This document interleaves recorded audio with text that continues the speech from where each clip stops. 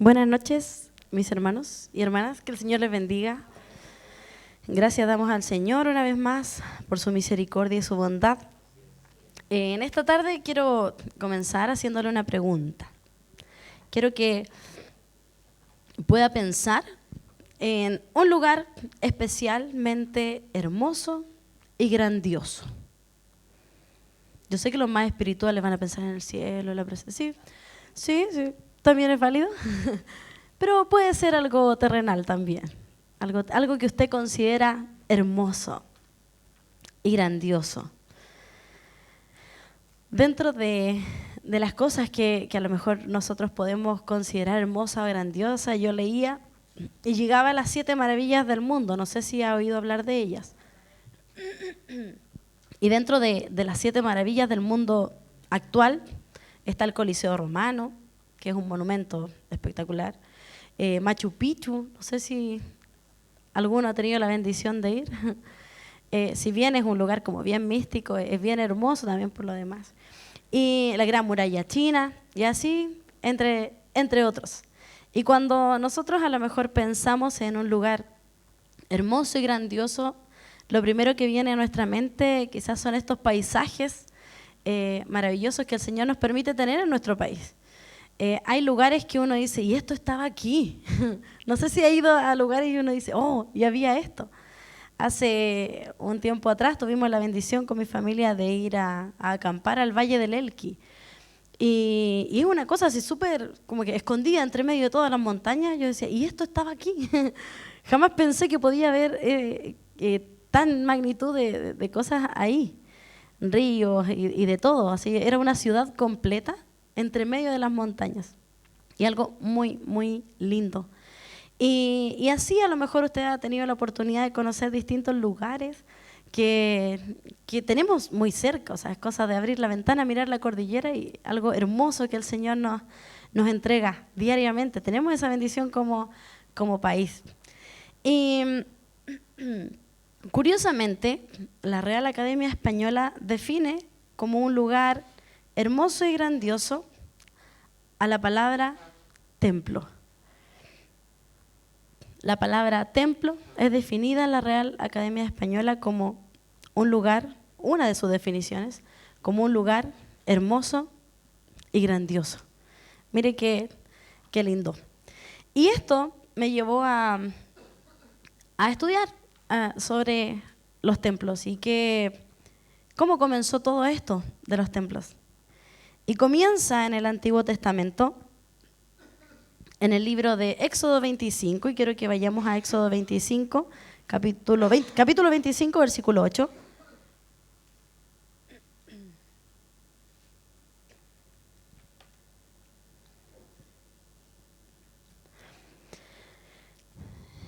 Y dice así en el nombre del Señor. Y harán un santuario para mí y habitaré en medio de ellos. Éxodo 25, 8, palabra del Señor a Moisés. Y aquí comienza todo lo que tiene que ver con los templos. Y esto aquí se está hablando del tabernáculo. ¿Ha oído hablar de los tabernáculos? El que no, hoy día va a oír. Los tabernáculos aquí es la primera vez que se menciona y dice el Señor que se construirá esto para Él y para que Él habite en este lugar, con un propósito definido. Y ahí mismo en Éxodo capítulo 40, el 34 y 35, dice, entonces una nube cubrió el tabernáculo de reunión y la gloria de Jehová llenó el tabernáculo. Y no podía Moisés entrar en el tabernáculo de reunión porque la nube estaba sobre él y la gloria de Jehová lo llenaba.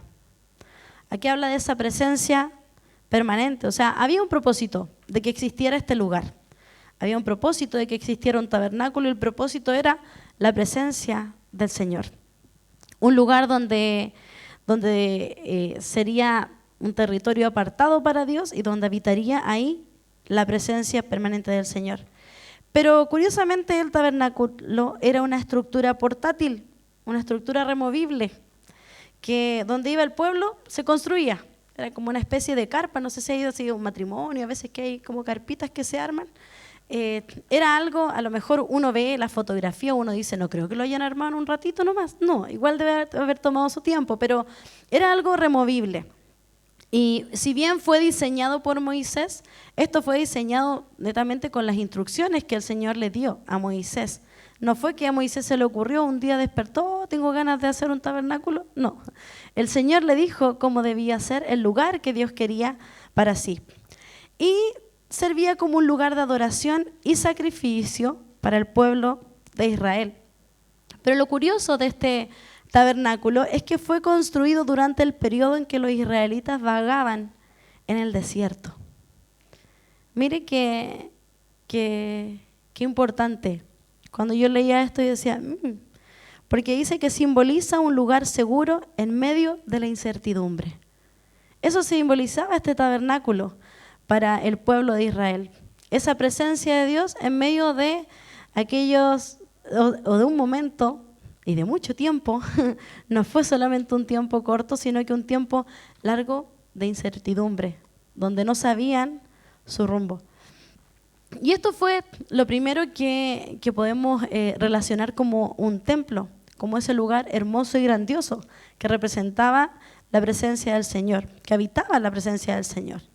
Y más adelante, también en el Antiguo Testamento, se habla de otro templo, que es el templo de Salomón. Y para eso quiero que vayamos a Primera de Reyes, capítulo 5, versículo 4 al 7. Primera de Reyes 5.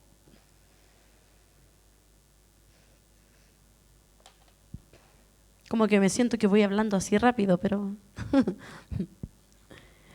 a veces en las reuniones de apoderados hago lo mismo y le digo a los papás, ¿sigo así? Me dicen sí. Les gusta que uno vaya rápido, pero voy a ir más calmadita.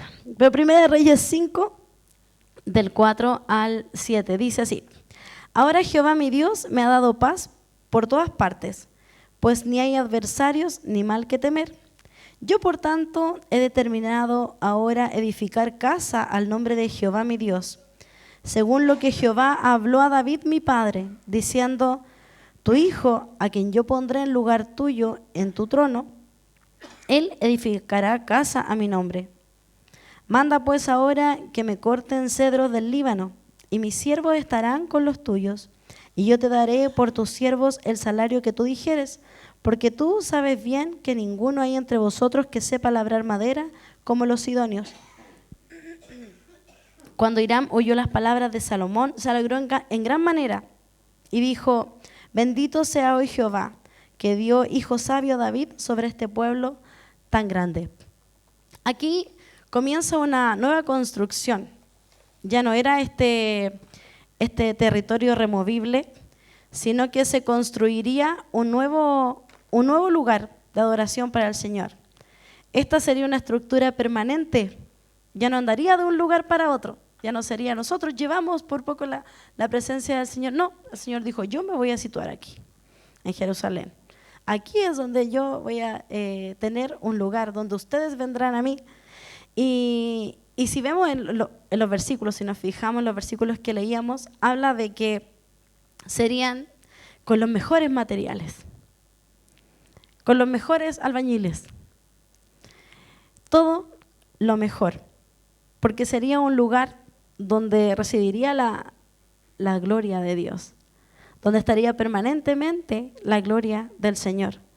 Este era un centro de adoración y de sacrificios para nuestro Señor.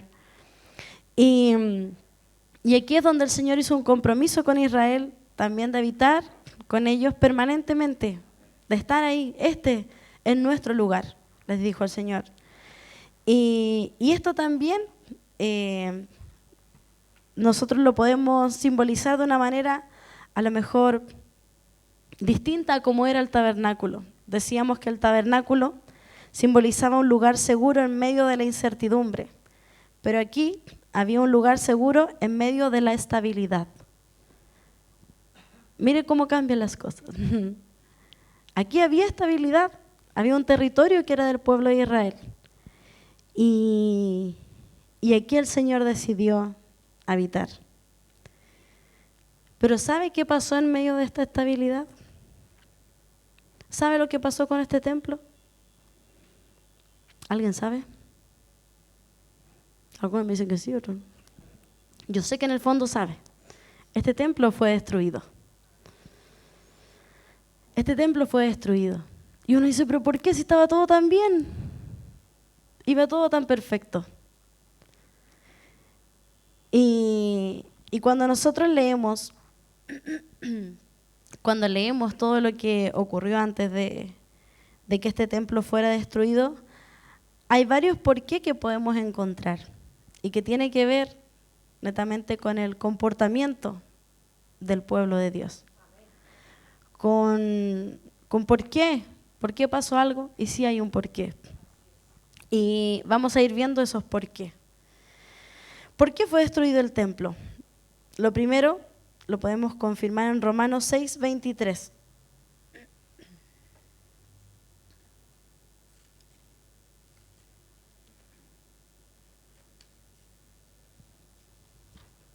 Dice, porque la paga del pecado es muerte, mas la dádiva de Dios es vida eterna en Cristo Jesús, Señor nuestro.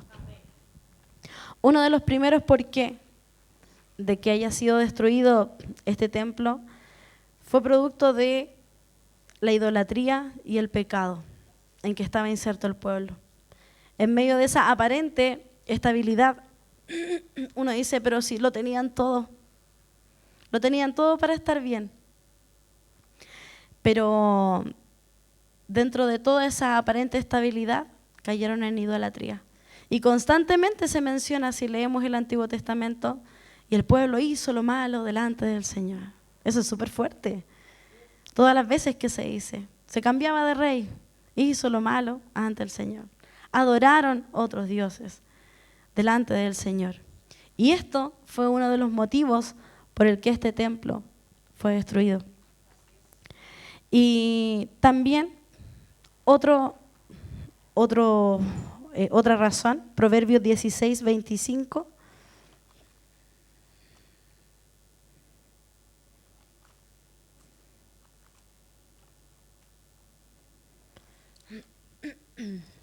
Dice, hay camino que parece derecho al hombre, pero su fin es camino de muerte. Aquí también hubo una violación del pacto que tenían con el Señor. Se rompió un pacto de fidelidad, se rompió un pacto de obedecer los mandamientos del Señor. Dentro de esa aparente estabilidad, como le decía, siguieron sus propios caminos, siguieron lo que se les dio la regalada gana, hicieron lo que ellos creían correcto y no lo que el Señor decía que era correcto. Otra razón, en Hechos 28:27.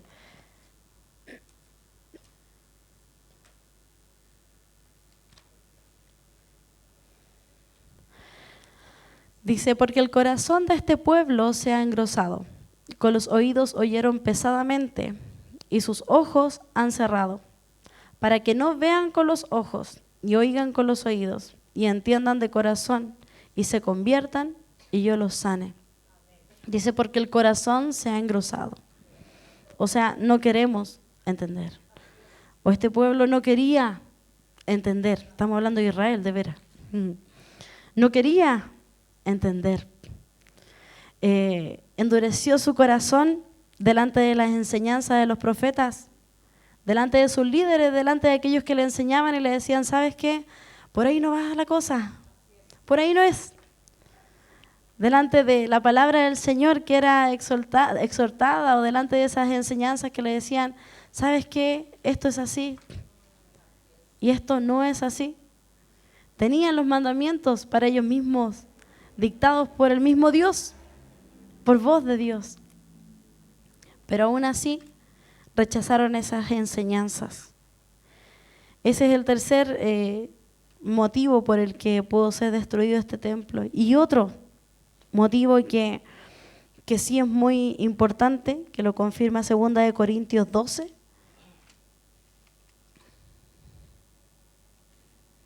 Segunda de Corintios 12, 9 y 10.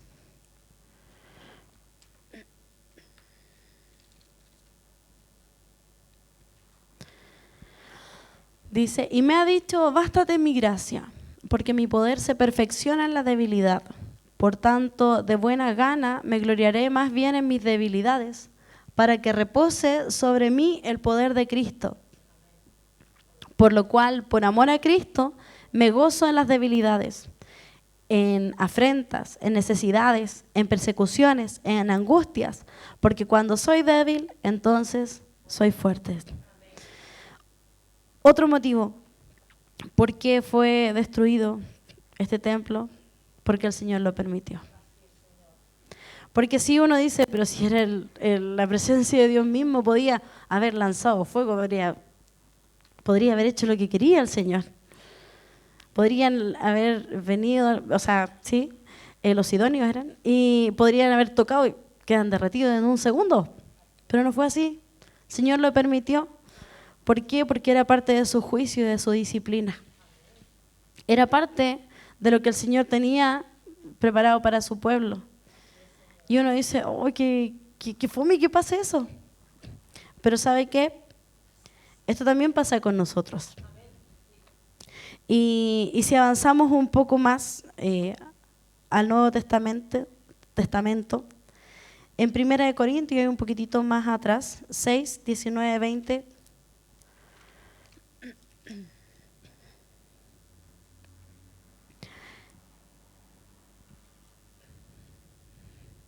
dice, ¿o ignoráis que vuestro cuerpo es templo del Espíritu Santo, el cual está en vosotros, el cual tenéis de Dios, y que no sois vuestros? Porque habéis sido comprados por precio. Glorificad, pues, a Dios en vuestro cuerpo y en vuestro espíritu, los cuales son de Dios. ¿Acaso nos olvidamos que nosotros somos templo?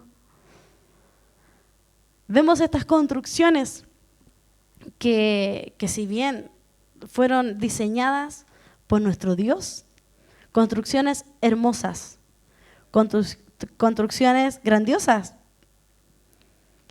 y construcciones que, imagínense, el Señor permitió que fuesen destruidas para corrección de su pueblo. Hay veces que nosotros tenemos el mismo comportamiento de este pueblo. Y como templo también nos permitimos ser destruidos. A veces nos entregamos ahí para la destrucción. Y dejamos de ser esa construcción hermosa y gloriosa que el Señor quiere. Porque también somos su templo. Dice, ¿acaso olvidas que somos templo? ¿Te olvidas de que eres templo del Señor, que el Espíritu de Dios habita en ti? Leíamos en los primeros versículos que el propósito de la construcción de estos lugares era la presencia de Dios, que la presencia de Dios habitara en aquel lugar, que en ese lugar fuese un centro de adoración y de sacrificio para Dios. Y volvemos a este versículo, ¿acaso te has olvidado de que eres templo?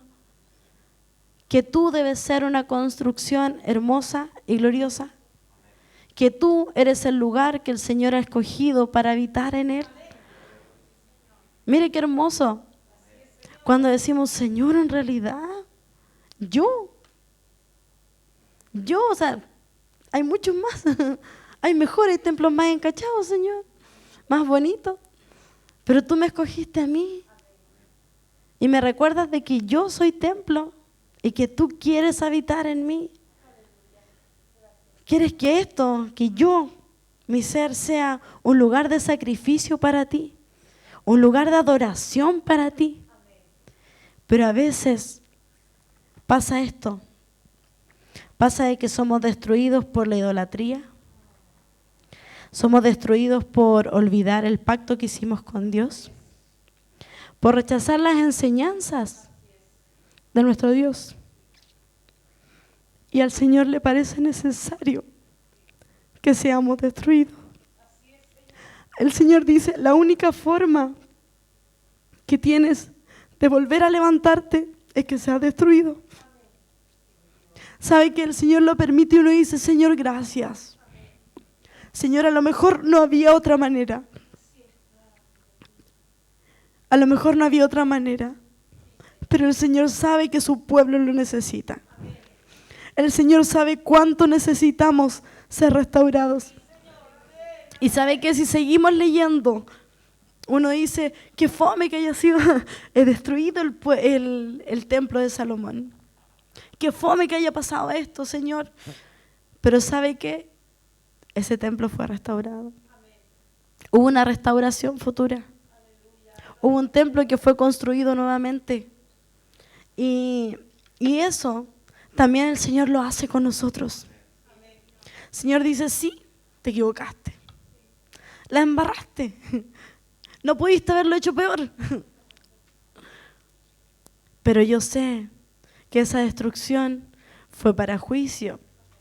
Pero también sé, dice el Señor, que es para restauración. Porque era la única forma de que te volvieras a acercar a mí. Era la única forma. Y mire lo que dice, vamos a ir al libro de Esdras, que es muy hermoso, si tiene la oportunidad de leerlo completo.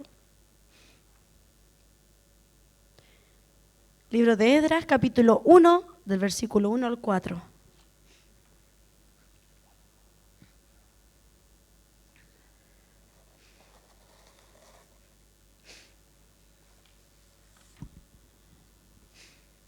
Dice, en el primer año de Ciro, rey de Persia, para que se cumpliese la palabra de Jehová por boca de Jeremías, despertó Jehová el espíritu de Ciro, rey de Persia, el cual hizo pregonar de palabra y también por escrito por todo su reino, diciendo, así ha dicho Ciro, rey de Persia, Jehová el Dios de los cielos me ha dado todos los reinos de la tierra y me ha mandado que le edifique casa en Jerusalén, que está en Judá.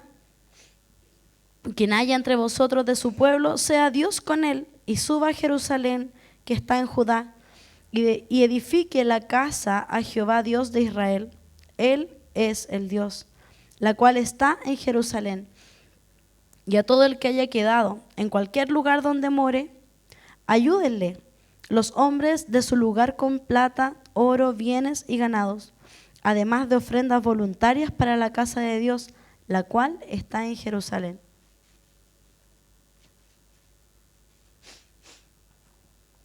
Vemos acá cómo el Señor pone a las personas idóneas. Había una persona que a lo mejor no tenía por dónde venir, este rey, pero dice que Jehová despertó el espíritu de Ciro. O sea, no era alguien que siempre estuvo pendiente del pueblo de Israel. El Señor tuvo que hacer algo. Tuve que hacer algo con esa persona y decir, ¿sabes qué? Vas a ser usado. Ciro a lo mejor no se dio ni cuenta, porque de repente, voy a hacer esto. Y era guiado por el Señor. ¿Para qué? Para construir un templo para el Señor. Y sabe que esto yo lo veía y decía y me daba cuenta de cómo el Señor pone esas personas idóneas para tu restauración. Siempre hay alguien cercano. A lo mejor es alguien de nuestra familia, un líder. Siempre hay alguien que va a llegar en el momento oportuno y que el Señor va a decir, sí, sabes que esta persona te va a ayudar, te va a decir, sabes que es hora de que nos pongamos mano a la obra. Y trae a los demás porque esto ya va a cambiar. No sé si alguna vez alguien cercano le ha dicho, ya, córtala. Ya, nada más, ahí nomás, listo. Para. Esa es la persona idónea que el Señor puso. Porque a veces esperamos que alguien venga, no, el Señor me dice, no. A veces el Señor manda a alguien que dice, ya, córtala, ya, déjate llorar. Y sigue adelante. Y también fue enviado por Dios para nuestra restauración. La primera forma de restaurar es que el Señor envía a la persona idónea. Siempre va a haber alguien que el Señor ponga. Y usted sea también inteligente y esté atento, porque no estamos solos. Hay gente que dice, no tengo amigos, no me junto con nadie, no me interesa la gente, no. Yo nací sola y moriré sola. Pero el Señor sí tiene personas idóneas. Tenemos líderes y muy buenos líderes. Tenemos personas que nos aman, tenemos una congregación, tenemos familia. Y el Señor no se equivocó al ponernos a las personas alrededor. Lo segundo, Esdras 3, del 8 no, del 3 y 4, puse del 8 al 4, no imposible. Esdras capítulo 3, es del 8 al 11. Ahí sí. Dice, en el año segundo de su venida a la casa de Dios en Jerusalén, en el mes segundo, comenzaron Zorobabel, hijo de Sataliel, Jesúa, hijo de Josadac, y los otros sus hermanos, los sacerdotes y los levitas, y todos los que habían venido de la cautividad a Jerusalén, y pusieron a los levitas de 20 años de 20 años arriba, para que activasen la obra de la casa de Jehová. Jesúa también, sus hijos y sus hermanos, Cadmiel y sus hijos, hijos de Judá, como un solo hombre asistían para activar a los que hacían la obra en la casa de Dios, junto con los hijos de Jenadab, sus hijos y sus hermanos levitas. Y cuando los albañiles del templo de Jehová echaban los cimientos, pusieron a los sacerdotes vestidos de sus ropas y con trompetas, y a los levitas, hijos de Asaf, con címbalos, para que alabasen a Jehová según la ordenanza de David, rey de Israel. Y cantaban alabando y dando gracias a Jehová, y diciendo, porque Él es bueno, porque para siempre es su misericordia sobre Israel. Y todo el pueblo aclamaba con gran júbilo, alabando a Jehová, porque se echaban los cimientos de la casa de Jehová. Mire acá, dice, comienza el trabajo. Comienza el trabajo. Nadie lo va a hacer por ti. El Señor va a guiar personas para que puedan animarte y decir, ya, empieza de nuevo. Pero de ti depende comenzar esa restauración. De ti depende decir, ya, voy a empezar mano a la obra. Esto tengo que hacer. Tengo que partir por aquí. Tengo que hacer esto. Tengo que tomar estas decisiones. O si no, voy a seguir en esta deconstrucción. El Señor quiere que seamos reconstruidos. Y también tener ojo, rodearnos de aquellos que les interese nuestra restauración. Hay gente que no le interesa. Y a veces decimos, no, pero ¿cómo? Sí, hay gente que no le interesa. No le interesa si estamos bien o mal.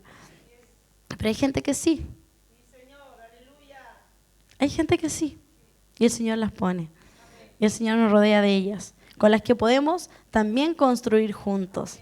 Aquí dice que construyeron todos juntos, pero no solamente construyeron, sino que también alabaron a Dios en medio de esa construcción.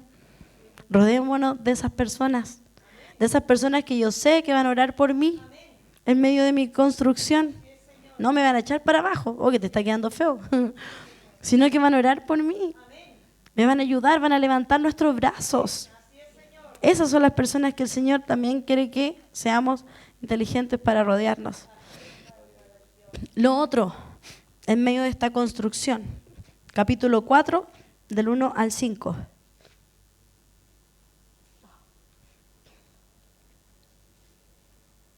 Capítulo 4, ahí mismo en Esdras.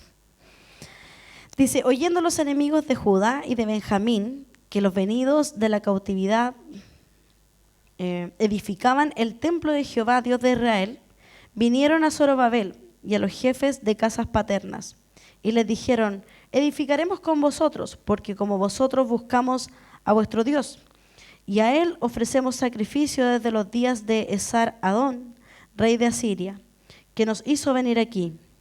Zorobabel, Jesúa y los demás jefes de casas paternas de Israel dijeron, no nos conviene edificar con vosotros casa a nuestro Dios, sino que nosotros solos la edificaremos a Jehová, Dios de Israel, como nos mandó el rey Ciro, rey de Persia. Pero el pueblo de la tierra intimidó al pueblo de Judá y lo atemorizó para que no edificara. Sobornaron además contra ellos a los consejeros para frustrar sus propósitos. Todo el tiempo de Ciro, rey de Persia, y hasta el reinado de Darío, rey de Persia. Miren, siempre va a haber quien, y no lo veamos como personas solamente, sino que sabemos que hay un enemigo que vino a robar, matar y destruir. Hay alguien que quiere nuestra destrucción y no es precisamente el que está al lado, sino que hay un enemigo de nuestras almas. Dice que aquí vinieron unos a decir, no, no lo van a construir. Primero haciéndose los amigos, los lindos. No, si nosotros les vamos a ayudar, estamos en la misma que ustedes. Pero no era real. Solamente iban a bajar los brazos. Me lo imagino hasta que le escondían las herramientas. Es que una cosa así, yo digo, mala onda. Entonces diciendo, está quedando feo. ¿Tú crees que va a terminar? ¿Tú crees que va a poder? No creo que salgas de eso. Yo conocí a alguien que estaba en esa situación y ahora está peor. No, mira, mejor no sigas. ¿Tú crees que Dios te va a ayudar? ¿Sabe qué? A veces el enemigo quiere también frustrar nuestros planes. Frustrar esa reconstrucción. Y decir, no vas a poder. ¿Para qué? Si ya no te resultó una vez, ¿por qué te va a resultar ahora? ¿Cierto? Pero el Señor nos dice lo mismo. Mire lo que pasa en Esdras 6, del 15 al 18.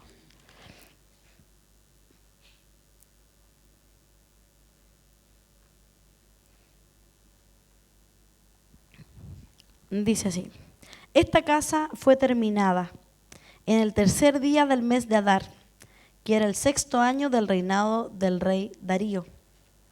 Entonces los hijos de Israel, los sacerdotes, los levitas y los demás que habían venido de la cautividad, hicieron la dedicación de esta casa de Dios con gozo. Y ofrecieron en la dedicación de esta casa de Dios 100 becerros, 200 carneros y 400 corderos, y 12 machos cabríos en expiación por todo Israel, conforme al número de la tribu de Israel. Y pusieron a los sacerdotes en sus turnos y a los levitas en sus clases, para el servicio de Dios en Jerusalén, conforme a lo escrito en el libro de Moisés. Mire lo que pasó. Finalmente se pudo construir. Se pudo construir. ¿Por qué? Porque el Señor ya había dicho, sí, se va a poder. El Señor ya había puesto en el corazón de un hombre de que anima al pueblo porque esto va a pasar. Esto va a pasar. Hay una oportunidad de reconstrucción, mi hermano. No es que quedaremos siempre tirados ahí. El Señor dice, no, hay una oportunidad de construcción. Porque yo pondré personas que te alienten. Habrán personas que te van a ayudar en esta construcción. Yo principalmente estaré contigo, dice el Señor, donde quiera que vayas. Y aquí vemos que ellos terminaron y cada uno volvió a sus funciones. Mire qué lindo. No quedaron ahí como que ya terminamos y aquí miramos ahora. No, comenzaron a trabajar.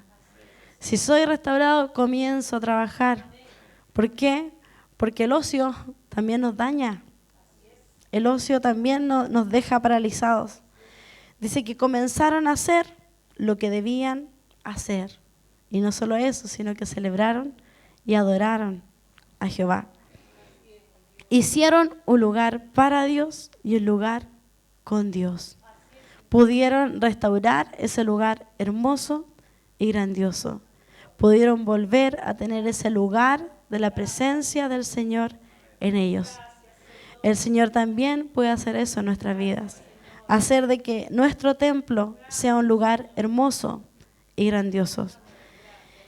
Y la pregunta es, ¿quiere construir?